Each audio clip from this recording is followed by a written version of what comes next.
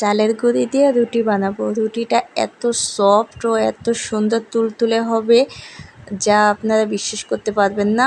কিছু tips follow করলে আপনিও বানাতে পারবেন। হ্যালো গাইস, আসসালামু আলাইকুম।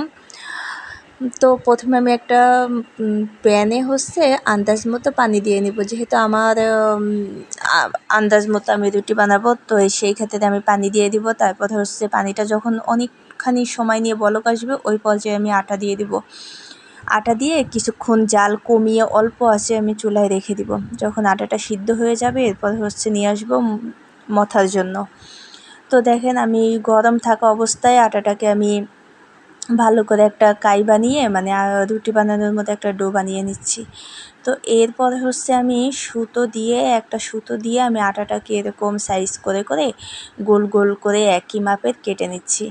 তো এরপর বেলার পালা। তো আমি এখানে আটা দিয়ে, মানে চালের গুঁড়ি দিয়ে আমি রুটিটাকে আবার সুন্দর করে বেলে নিচ্ছি। আমার রুটিগুলো আমার কাছে মনে হয় সুন্দর হয়, জানি না কার কাছে কেমন লাগবে। তো আমি এভাবে রুটিগুলো বানিয়ে নিব। দেখেন সুন্দর কিন্তু। যাই হোক, রুটি বেলা হয়ে গেলে তারপর আমি কারেন্টের চুলায়, তাও আবার কিছু না দিয়ে আমি এটাকে ভেজে নিচ্ছি। অনেক সুন্দর হয়ে রুটিগুলো ফুলছে, কিন্তু কোনো দাগও লাগবে না, কিচ্ছু হবে না। আমি কারেন্টের চুলায় রুটিটা ভেজে নিলাম, আর একটাও ভেজে নিচ্ছি। এভাবে আমি সবগুলো রুটি ভেজে নিব। দেখেন কত সুন্দর ফুলকো ফুলকো রুটি হয়েছে। তো এবার মাংস দিয়ে খাওয়ার জন্য আমার রুটিটা প্রস্তুত।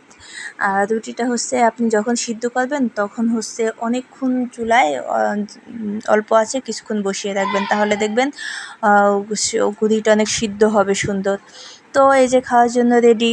সবাই ভালো থাকবেন।